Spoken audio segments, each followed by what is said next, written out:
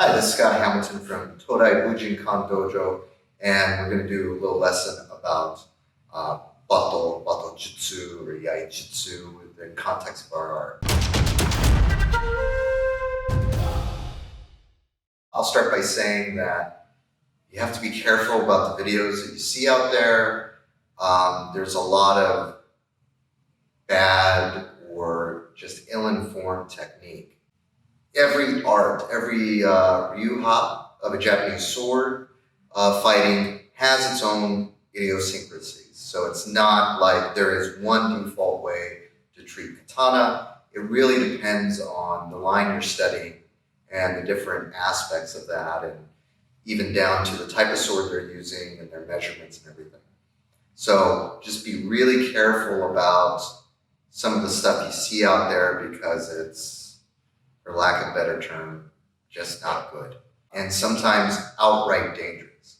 So right now you'll notice I'm holding the suba, the handguard, with my thumb. I'm gripping the saya, the sheath, and just above that I'm kind of clamping down on the suba. Not hard, just snug. There's an emphasis on not telegraphing what we're going to do. So with that case, I don't want to necessarily bring my hand to the weapon. I want to bring the weapon to my hand. So what we're going to do is, with your just standing naturally like in shizen tai, I'm going to shift all my weight onto this foot. So that way I can begin to blade my body. What you notice is I'm kind of keeping this on this plane, this axis in space, as I turn my torso. So I'm trying to get on a line, or really I'm trying to get offline of an attack. And as I do that, then as this becomes closer to the hip, I can grab it, and it becomes less of a big telegraphing movement. So that becomes this. To pull the blade out, what you do is, and there's several methods, even within what we study. The most general is that you rock your thumb forward to break this seal. And so this is described, for example, Todai. If I use my fingernail to cut it, it would be cutting what they call the koiguchi, or the carp's mouth. So that's using, like, cutting into it just to kind of hide the fact that I've broken the seal and it's ready to go. More standard is this. You can also use this using your index knuckle to kind of push it, pop it. And all you want to do is you want to take the habaki, which is this piece, and just rock it forward so that way it's not snug in the koiguchi. So as I do the shift and I come here, I'm popping it, and then I grab, and the sword is too long for me to do this purely by my arms. So I have to use my body to pull the saya back. So you don't pull the sword out, you pull the saya off. So doing that, pop the koiguchi, pull this back, which gives me range of motion to pull the sheath back. I then can take it out the extra bit and rotate the blade over into a kamae. In this case, I'm doing seigan no kamae. So very linear, and I'm ready to fight. So from the side, from here, start to shift, blade my body, bring this, pop the koiguchi, draw this back. So that way all I have to do is rotate the blade over, and I'm in my kamae. Now that we have the blade out, we have to perform noto.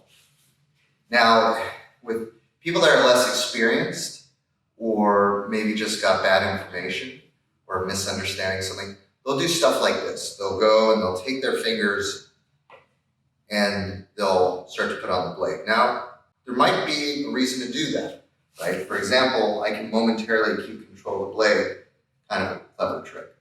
In general, though, this is not only not great for the blade, it's dangerous for your hand. So if you don't have that experience of being able to pinch and understanding where it is, you run the risk of cutting off your own finger. So really what you want to do is you want to curl it around your fingers like this, and you create like a little extra mouth. And there's this groove right here that you can draw against. And so that's really what's going to funnel the tip of the blade back into the saya. So if we're doing proper noppo, then I basically kind of come back to this position that we started in when we released the blade. And I'm reversing the movements. So I draw back until the kisaki, the tip, drops in, and then I line it all up, right? I don't want to torque the blade in the saya because then I'll destroy the saya. And then instead of going slam and throwing it back, I'm actually bringing it up and forward, reversing the batto movement. And then I can put this in, and you'll often see in some arts, they'll take their hand and they'll press down. It's because they're resealing the habaki into the koiguchi, that groove. Now, fortunately, what a lot of people will do is they'll do all this, and then they'll get the batto right, and then they'll slam. And you hear that click. What you're doing there is you're actually wearing out the koiguchi. So it should be silent. You shouldn't hear the clack back in, because eventually it wears out, and then the blade becomes loose and starts sliding out and becomes a liability.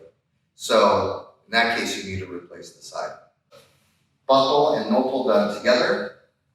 So shift, blade, break the koiguchi, the carp's mouth as it's called, bring the blade over into seigan no kamae, and then simply reverse those movements to perform the noppo. I can feel the tip drop in, I feel where in space it's lined up, and I push it forward, and then I can seal if I feel that's necessary. Start to add other elements into this, which would be building out a form, a very basic form that does good technique. So,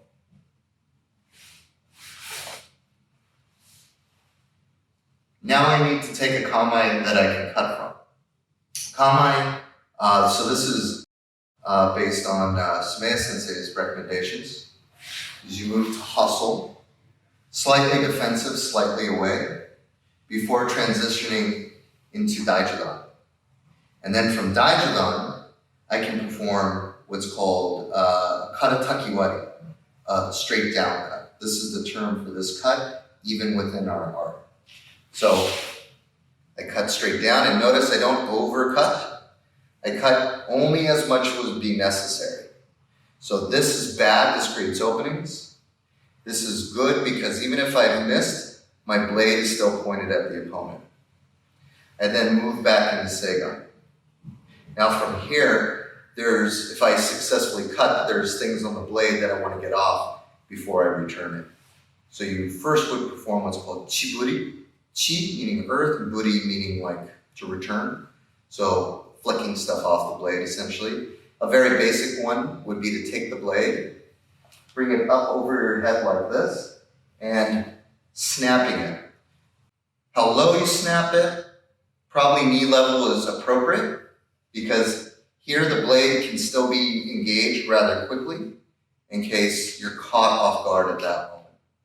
Now, a lot of artists will just simply put the blade back. In general, what's more practical is actually to take a cloth and to wipe the blade. That way it has much less chance of oxidation. And then you put that cloth, that little towel that you might keep with you, back, and you can return the blade by performing the noppo. And so that kind of forms a complete start and finish to an example of how you would handle the blade. Begin with batto into seigan. From seigan, move to hustle. From hustle, move to daijudan. From daijudan, perform karatakiwari. From karatakiwari, move back to seigan.